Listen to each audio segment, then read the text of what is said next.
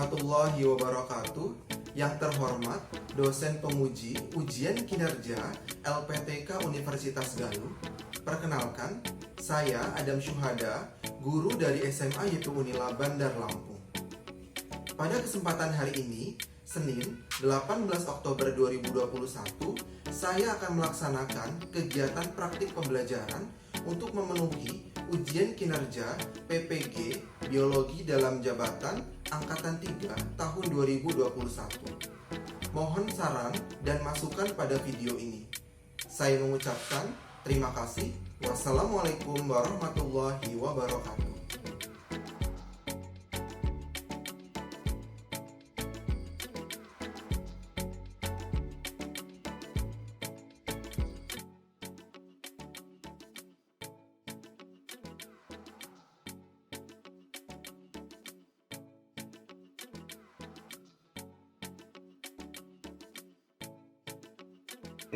Assalamualaikum warahmatullahi wabarakatuh.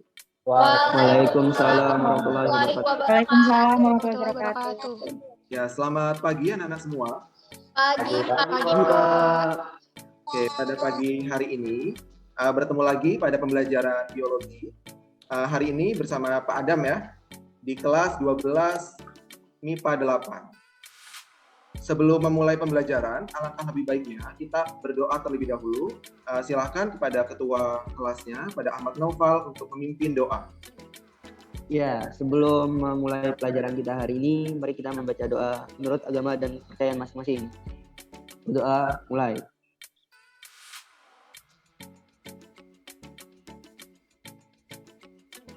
Selesai. Ya, terima kasih kepada Naufal yang sudah memimpin doa pada pagi hari ini. Pak Adam akan mengabsen kalian terlebih dahulu. Nanti ketika Pak Adam panggil namanya, jawab ya. Yang pertama, Adelia, hadir. Mairani, hadir. Hadir, Pak. Naufal, Hadir, Pak. Hadir. Niputu, Hadir, Pak. Hadir. Komang, Hadir, Pak.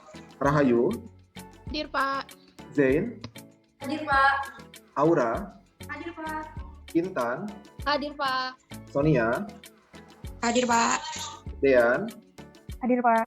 Nasya, Hadir, Pak. Alia, Hadir, Pak. Nats. Ada, Pak. Ya. Oke, terima kasih pada anak-anak yang sudah hadir semua.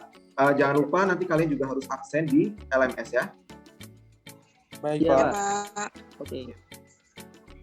Oke, tadi Pak Adam sudah cek kehadiran kalian di LMS. Ya, kalian sudah mengisi daftar hadir pada pagi hari ini, tanggal 18 Oktober 2021. Sudah hadir semua. Nah, sebelum memulai pembelajaran, Pak Adam mau menyampaikan sebuah quotes. Quotes-nya berasal dari Bapak Insinyur Soekarno yang berbunyi, "Beri aku 1000 orang tua, niscaya akan kucabut Semeru dari akar. Beri aku 10 pemuda, niscaya akan kuguncangkan dunia."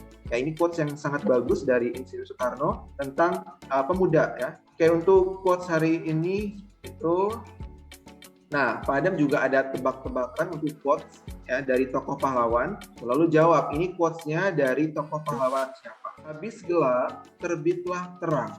Ini quotes dari siapa, Nana? Pak. Era Kartini. Oke, benar. Selanjutnya, Ingarso Sung Tulodo, Ingmatyo Mangunkarso, Tutwuri Handayani. Ini quotes dari siapa, Nana? Dari Ki Hajar Dewantara, Pak. Ki Hajar Dewantara ya. Ini quotes yang sangat bagus, yang artinya di depan memberi contoh, di tengah memberi semangat, dan di belakang memberikan daya kekuatan. Ini cocok untuk seorang pemimpin ya. Oke, untuk kegiatan asinkronus, Pak Adam sudah mengirimkan bahan pembelajaran di LMS, di lms.sma.ypunila.sch.id. Di sana sudah ada pembagian kelompok dan juga materi ya, seperti PowerPoint, video, dan juga bahan ajar. Nah, untuk pembagian kelompok pada hari ini, kita akan mengadakan diskusi. Kelompok pertama ada Adelia, Mairani, Cantika, Raisya. Kelompok 2 ada Niputu, Komang, Rahayu, Zain. Kelompok 3 ada Kintan, Sonia, Dean, dan Nasya.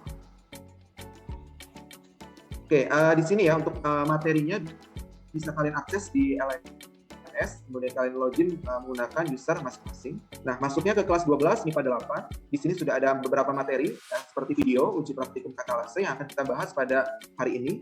Kemudian ada modul bahan ajar dan juga LKPD. Nanti LKPD ini akan kita bahas ya, kalian akan diskusi dulu pada ruang breakout room ya, kemudian nanti akan dipresentasikan di ruang utama. Pada mau ada tebak-tebakan di sini. Ya, tolong dihidupkan dulu mic-nya. Iya, Pak. Hidupkan semua. Tebak warna ya. Jadi tebak warna apa yang kamu lihat. Tebak warna apa yang kamu lihat. Oke, yang pertama, siap? Nah, Merah. kuning. Merah. Yang kedua, tebak warna apa yang kamu lihat. Hijau. Biru. Oke, yang ketiga, Hijau. Hijau. Hitam. Oke, di sini pada ada gambar ya, lidah. Tapi coba tebak apa yang dirasakan orang sakit ketika sedang Bapak. Kamu mau jawab, Pak? Ya, silakan. Kalau yang dirasakan orang sakit saat makan itu nggak berasa apa-apa, Pak. Rasanya hambar.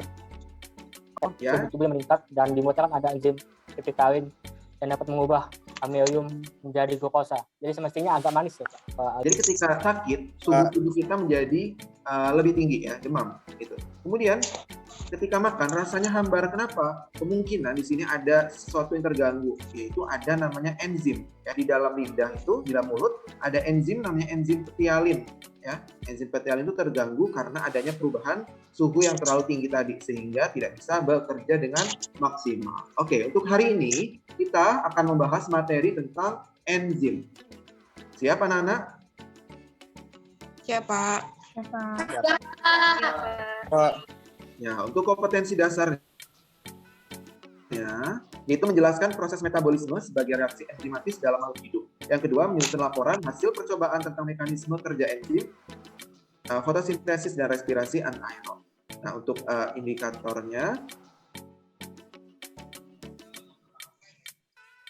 untuk tujuannya, peserta didik menggunakan model PBL dan metode diskusi secara berkelompok dapat menjelaskan struktur dan cara kerja enzim, peran enzim dan faktor yang mempengaruhi kerja enzim dalam proses metabolisme, serta menyusun laporan hasil percobaan tentang mekanisme kerja enzim. Oh ya, jangan lupa ya, karena sekarang dalam masa pandemi, ya tolong semuanya menjaga kesehatan ya. Gitu. Padam sudah mengirim video percobaan enzim katalase.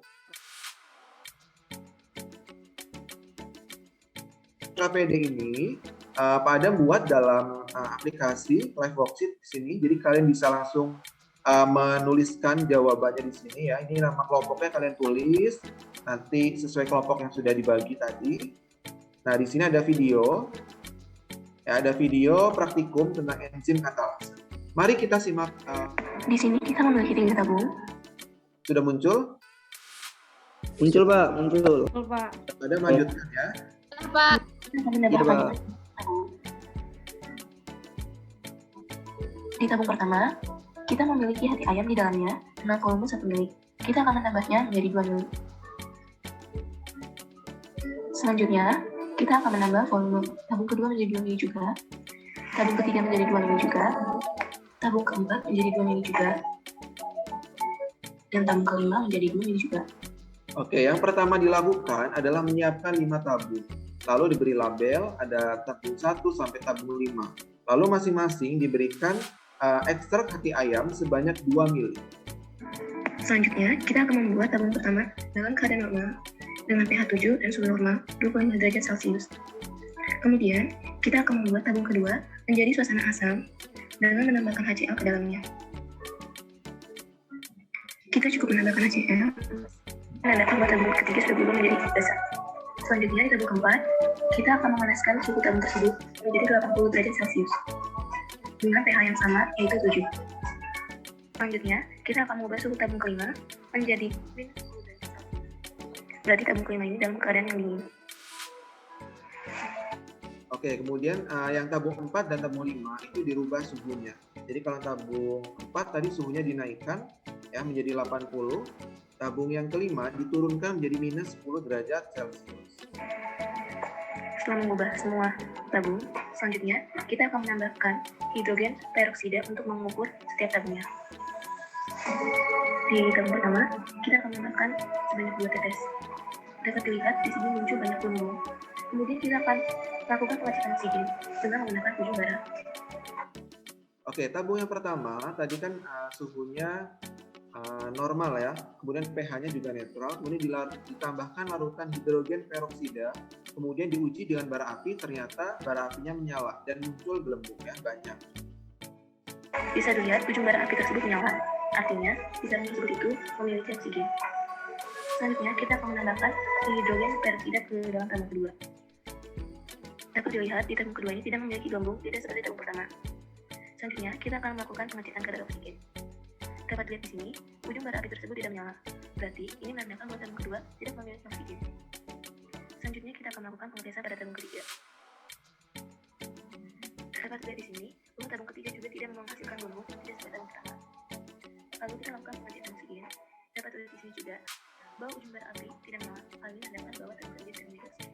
Kita melakukan hal yang sama di tabung keempat. Dapat dilihat bahwa di tabung keempat tidak menghasilkan gelembung juga. Lalu kita lakukan pengecekan kadar oksigen. Dapat dilihat juga di sini bahwa ujung bara api tidak menyala juga. Selanjutnya tabung kelima, kita akan melakukan hal yang sama. Dapat dilihat di sini bahwa tabung kelima juga tidak memiliki gelembung. Lalu kita lakukan pengecekan kadar oksigen. Di tabung kelima. Oke, sudah disimak semua ya. Tadi dari kelima tabung ini, tabung 2, 3, 4, dan 5 ternyata setelah dicek dengan hidrogen peroksida tidak muncul gelembung dan diuji dengan bara api tidak menyala semua. Yang menyala hanya tabung yang ke-1.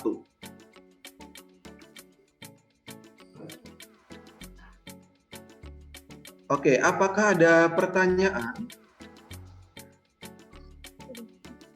Anak-anak, apakah ada pertanyaan dari percobaan enzim katalase yang sudah kita amati bersama-sama? Mengapa pada percobaan tersebut menggunakan hati ayam? Oke, pertanyaan pertama, kenapa pada percobaan tersebut menggunakan ekstrak hati ayam? Oke, ada pertanyaan yang lain? Saya Pak, saya Kinta. Saya mau nanya Pak, itu gelembung yang muncul pada percobaan tersebut itu gelembung apa Pak? Oke, gelembung yang muncul pada percobaan ini gelembung apa? Oke, bagus sekali. Kita tampung dulu ya. Yang ketiga, ada pertanyaan. Saya mau nanya Pak. Ya, Raisya. Kenapa cuma tabung satu aja Pak yang muncul gelembung dan bara api menyala Pak? Oke, kenapa hanya tabung satu yang muncul gelembung dan juga menyala bara api? Oke, untuk pertanyaannya, silahkan kalian tampung dahulu, lalu kalian diskusikan pada ruang breakout room masing-masing. Ya, jadi setelah ini Pak Adam akan bagi kalian kelompoknya masing-masing di menu breakout room. Nah, di sana kalian akan membahas LKPD tentang enzim, di mana sudah ada petunjuk kerjanya, kemudian ada rangkuman materinya, ada prosedur kerja percobaan enzim katalase, data hasil percobaan, dan juga pertanyaan diskusi. Nanti kalian kerjakan LKPD tersebut ya. Oke, ini kelompoknya. Kelompok 1, kelompok 2, dan juga kelompok 3. Oke, sekarang waktunya untuk berdiskusi. Pak Adam akan bagi kalian ke menu breakout room.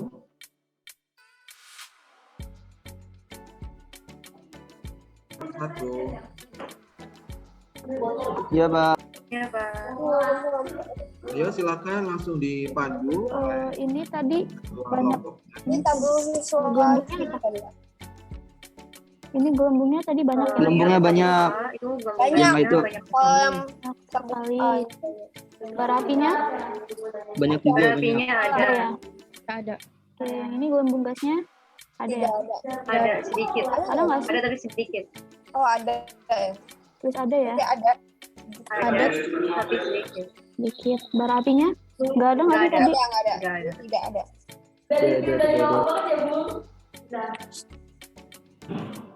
Yang ini gelembung gasnya ada nggak guys?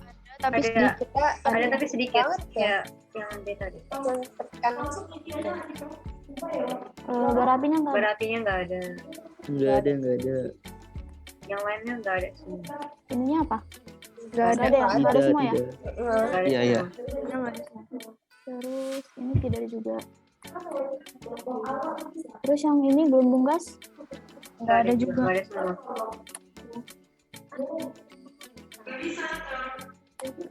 Nggak ada. Lanjut ya. Ini apa jawabannya? Itu substratnya sama dengan hidrogen peroksida. Iya. Terus ininya? Karena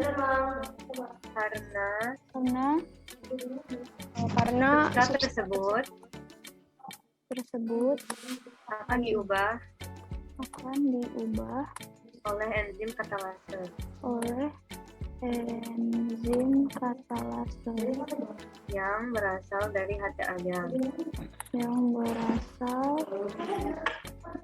hati ayam. Jadi Kel, Terus enzim katalase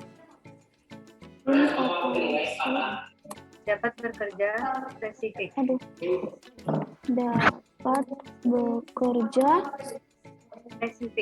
spesifik dengan hidrogen peroksida. apa? Dengan hidrogen peroksida. Dengan hidrogen peroksida. Oke, sudah ditulis ya. Iya, Pak.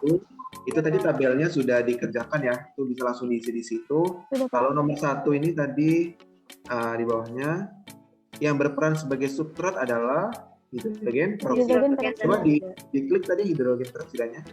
Di situ sudah ada pilihannya ya. Iya, Ada Pak. pilih ekstrak hati, hidrogen peroksida, katalase, HCl atau Na. Oke, untuk kelompok 1 silakan dilanjutkan lagi ya untuk ke bawahnya. Ya, Pak. Oke, Pak. Akan berkunjung ke kelompok 2 dan oke, Pak, baik Pak. Baik, Pak. kita berdiskusi. Sekarang kita waktunya untuk presentasi. Ya, presentasi dimulai dari kelompok 1, lalu dilanjutkan kelompok 2 dan juga kelompok 3. Oke, langsung saja jawab di sini ya yang mau presentasi untuk kelompok 1. Silakan pada ketua kelompoknya. Udah kelihatan belum, Pak? Sudah.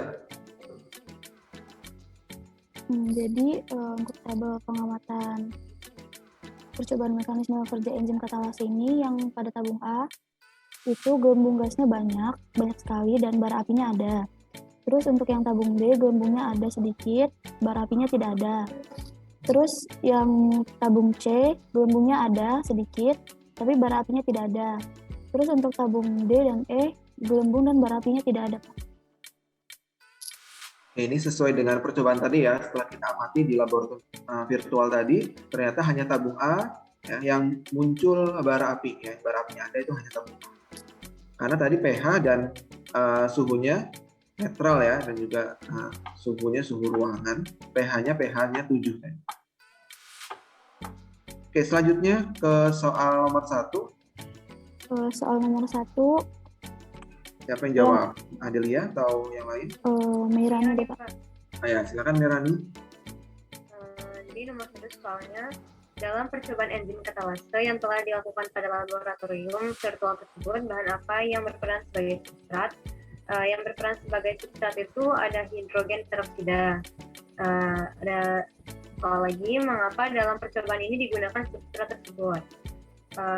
Digunakan hidrogen peroksida karena substrat tersebut akan diubah oleh enzim katalase yang berasal dari hati ayam. Enzim katalase dapat bekerja spesifik dengan hidrogen peroksida tersebut. Nah, hidrogen peroksida adalah senyawa racun dalam tubuh yang terbentuk pada proses perencanaan makanan hasil metabolisme tubuh. Oke, jadi di sini substratnya adalah hidrogen peroksida. Enzimnya adalah enzim katalase. Kenapa menggunakan hati ayam? Karena enzim katalase banyak diproduksi di hati ayam ya. Gitu. Jadi tadi ada ekstrak hati ayam, dia menghasilkan enzim katalase dan diuji dengan substrat berupa hidrogen peroksida. Yang nantinya itu akan menguraikan hidrogen peroksida menjadi air dan juga oksigen. Ya. Kelompok 2 silakan jawab. Siapa? Putu ya? Iya, Pak. Ya, silakan itu.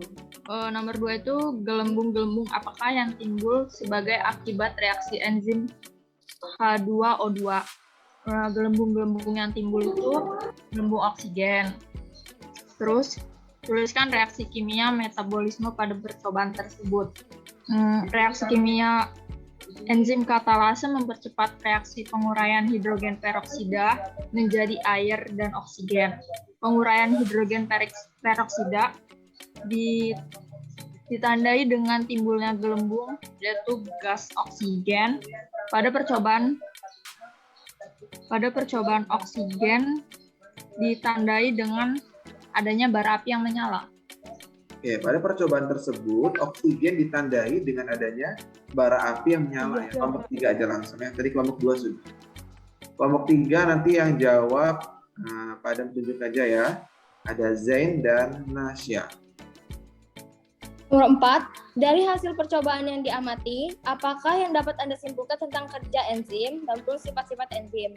Menurut saya, enzim bekerja secara spesifik, artinya enzim hanya mempengaruhi substrat tertentu saja, mengalami denaturasi jika dipanaskan, umumnya akan rusak pada suhu di atas 50 derajat Celcius, berfungsi sebagai katalis yang akan mempercepat reaksi dengan cara menurunkan energi aktivasi dalam kurung IA, dapat digunakan berulang kali karena tidak ikut bereaksi.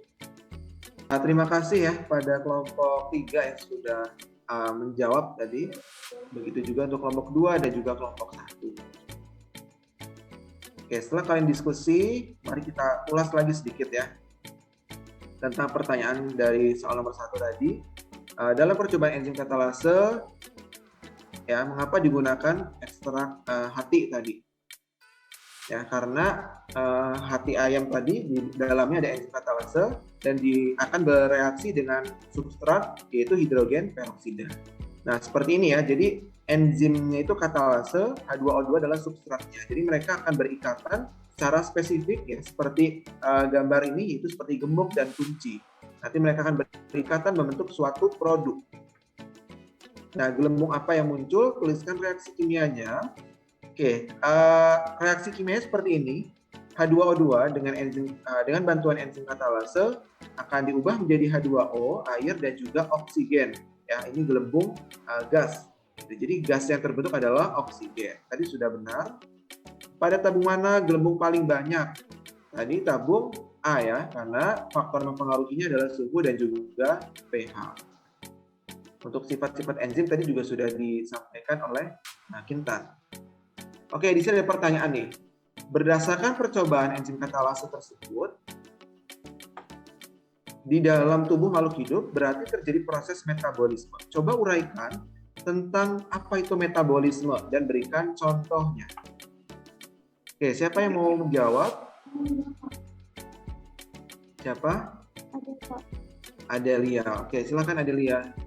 Metabolisme adalah reaksi kimia untuk mengubah zat-zat yang menghasilkan energi maupun memerlukan energi yang terjadi di dalam sel-sel tubuh. Nah, metabolisme ini dibagi menjadi dua, yaitu katabolisme dan anabolisme.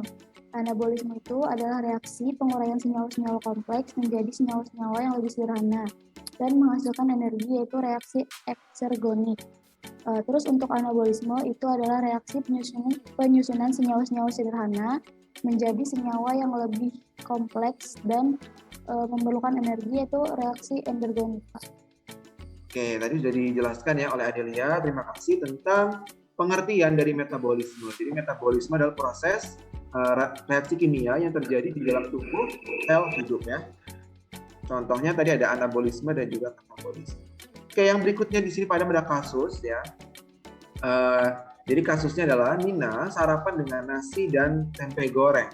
Pada saat makanan tersebut masuk ke mulut, ternyata hanya nasi yang mengalami pencernaan oleh enzim petialin.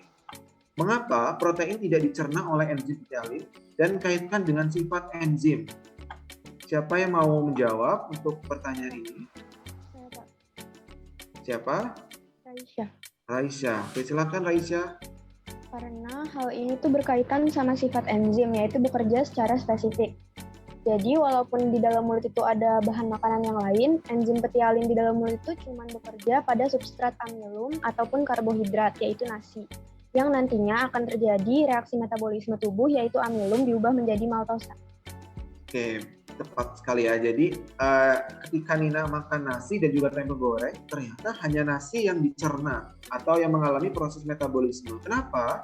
Karena enzim ini bekerja secara spesifik. Yaitu enzim petialin ini dapat bereaksi dengan amilum tadi ya. Jadi bisa merubah amilum menjadi maltosa atau glukosa. Jadi makanya tadi pada foto lidah tadi orang yang sakit itu kenapa rasanya hambar, karena enzim petialinnya tidak bisa bekerja dengan maksimal. Oke, bagus. Yang ketiga, terkait mekanisme kerja enzim, terdapat 2 teori tentang mekanisme kerja enzim. Jelaskan gambar di bawah ini. Siapa yang mau jawab? Saya. Ya, silakan. Jadi gambar tersebut merupakan lock and key teori. Cara kerja enzim seperti gembok dengan anak kunci. Enzim dan substrat bergabung bersama membentuk kompleks enzim substrat. Seperti kunci yang masuk dalam gembok, di dalam kompleks substrat dapat bereaksi dengan energi aktivasi yang rendah. Setelah bereaksi, kompleks lepas dan melepaskan produk serta membebaskan enzim. Oke, jadi di sini ada 2 teori ya tentang mekanisme kerja enzim. Tapi gambar ini adalah teori tentang gembok dan kunci ya, lock and key teori. Itu di mana gembok ini akan berikatan dengan kunci ya, dia spesifik. Seperti itu. Sama dengan kerja enzim dan juga substrat. Oke, terima kasih pada anak-anak yang sudah berdiskusi dan juga mempresentasikan dengan sangat baik. Nah, di sini Pak Adam mau menjelaskan sedikit ya, mengulas kembali materi yang sudah kita bahas pada pagi hari ini, yaitu tentang metabolisme. Tadi metabolisme adalah proses reaksi kimia, yaitu untuk mengubah zat-zat yang menghasilkan energi maupun memerlukan energi. Dan ini terjadi pada sel tubuh. Jadi metabolisme ini ada pada sel tubuh. Ada 2 jenis, ada katabolisme dan juga anabolisme. Katabolisme ini adalah proses penguraian senyawa besar menjadi senyawa yang lebih kecil dan menghasilkan energi. Contohnya adalah respirasi. Sedangkan anabolisme adalah proses penyusunan senyawa kecil menjadi senyawa yang lebih besar atau kompleks. Di sini memerlukan energi. Ini perbedaan ya antara katabolisme dan juga anabolisme. Oke, tadi sudah membahas tentang enzim. Jadi enzim ini adalah senyawa protein. Ya, makanya karena dia protein jadi mudah mengalami denaturasi, mudah rusak. Ini dihasilkan oleh sel-sel hidup dan berfungsi sebagai biokatalisator atau mempercepat reaksi metabolisme. Zat yang dipengaruhi oleh enzim disebut dengan substrat. Nah, tadi substrat yang pada percobaan enzim katalase, substratnya adalah hidrogen peroksida. Sedangkan produknya adalah oksigen dan juga air. Makanya tadi ada gelembung gas, itu adalah produknya. Klasifikasi enzim dibagi menjadi 2. Ada enzim intraseluler dan juga ekstraseluler. Kalau enzim intraseluler ini bekerja di dalam sel. Contohnya katalase tadi. Kalau ekstraseluler ini dihasilkan di luar sel. Contohnya pada enzim pencernaan. Ini komponen enzim ya, ada koenzim yaitu protein dan juga non-proteinnya atau gugus prostetik. Sifat-sifat enzim ini mudah mengalami denaturasi apabila dipanaskan. Umumnya di atas suhu 50 derajat Celcius. Kemudian bekerja sangat spesifik, ya seperti tadi teori gembok dan kunci. Satu substrat ya satu enzim. Lalu berfungsi sebagai katalis, ini mempercepat dengan cara menurunkan energi aktivasi. Dapat digunakan berulang kali karena tidak ikut bereaksi, diperlukan dalam jumlah sedikit dan umumnya bekerja bolak-balik. Nah, cara kerja enzim ini dengan cara menurunkan energi aktivasi, yaitu energi yang dibutuhkan agar reaksi kimia tertentu dapat terjadi. Nah, di sini ada grafiknya ya. Ini energi aktivasi itu yang perubahannya ini. Ya. Kalau misalkan dengan bantuan enzim, ini akan lebih cepat dan energi aktivasinya akan turun. Tanpa enzim, yang atas, ini akan lebih tinggi. Nah, di sini ada 2 teori yang sudah kita bahas tadi, teori gembok dan kunci. Jadi seperti ini ya, ini gembok, enzim ini sebagai gemboknya, substrat seperti kuncinya. Mereka akan berikatan ya dengan klop. Yang kedua, teori kecocokan induksi. Jadi di sini enzim memiliki sifat aktif ya, yang fleksibel dan akan termodifikasi sesuai dengan bentuk substratnya. Jadi ini mengalami modifikasi. Faktor-faktor yang mempengaruhi enzim tadi kita bahas hanya suhu dan juga pH. Namun masih ada faktor yang lain seperti inhibitor, konsentrasi enzim, kemudian aktivator, konsentrasi substrat, dan juga produk. Ini juga faktor-faktor yang mempengaruhi kerja enzim.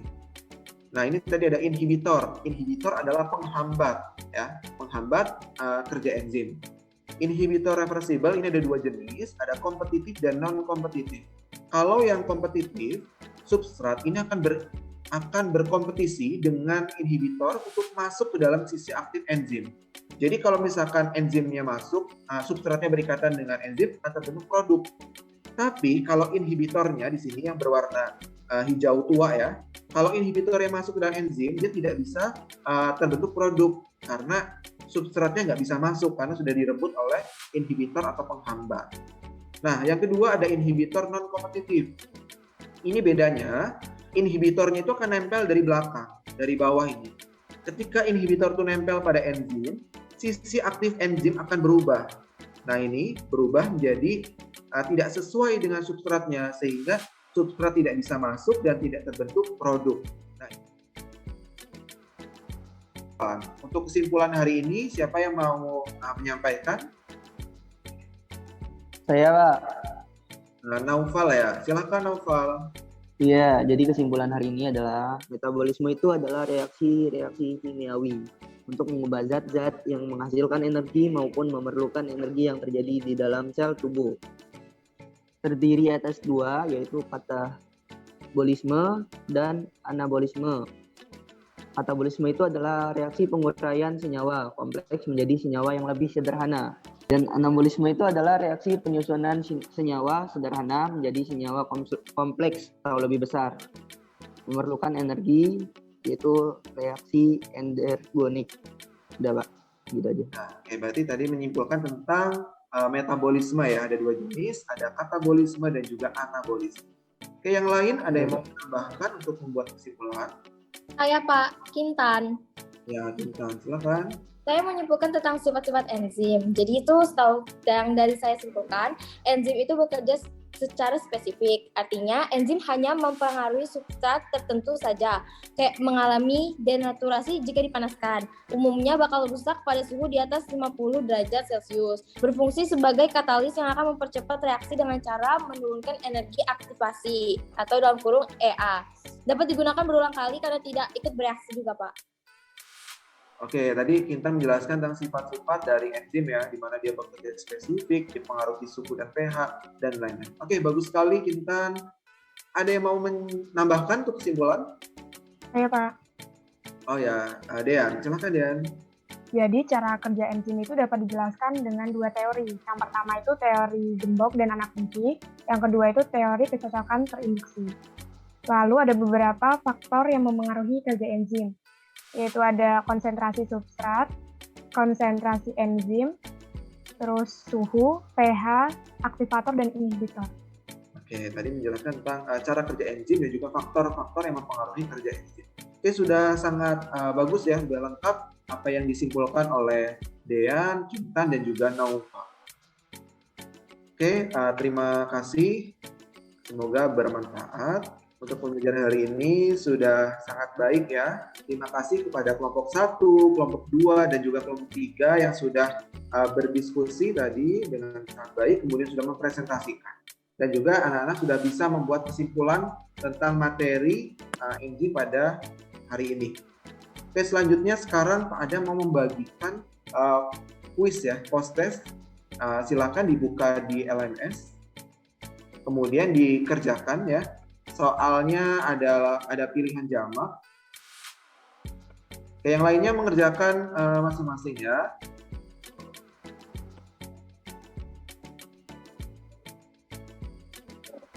Ini ya, kuis Iya. materi enzim ini. Iya, betul.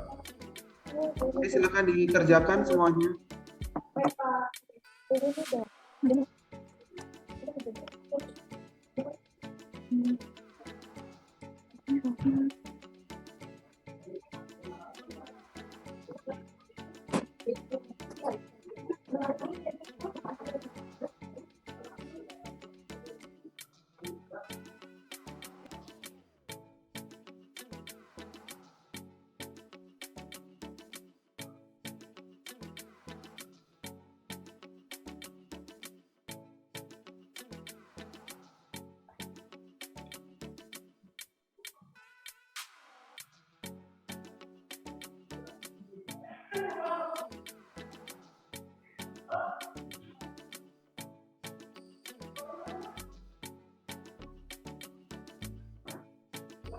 Oke, lihat skornya. Komang 100, Pak. Oke, sudah semua ya. Boleh, Sudah, Pak. Pak. Oke, waktunya sudah selesai. Kalian sudah mengerjakan kuis semua. Pak Adam lihat hasilnya juga sudah bagus semua, ya. Pak Adam cek di sini sudah di atas KKM ya. KKM kita adalah 75. Ini ada satu anak yang masih dapat 80. Nggak apa-apa ya, tapi sudah tuntas ya. Selanjutnya untuk pertemuan yang akan datang, kita akan membahas materi tentang katabolisme. Ya, jadi materi ini adalah sebagai materi penunjang untuk materi berikutnya, yaitu tentang materi katabolisme. Katabolisme tadi sudah kita bahas sekilas ya. Pada pekan depan kita akan bahas lebih lanjut. Terima kasih untuk pertemuan hari ini kita cukupkan. Sebelum mengakhiri pembelajaran pada hari ini, kita tutup dengan berdoa. Silakan Ahmad Naufal untuk memimpin doa. Ya, untuk mengakhiri kegiatan kita pada hari ini, mari kita berdoa menurut agama dan kepercayaan masing-masing. Berdoa mulai.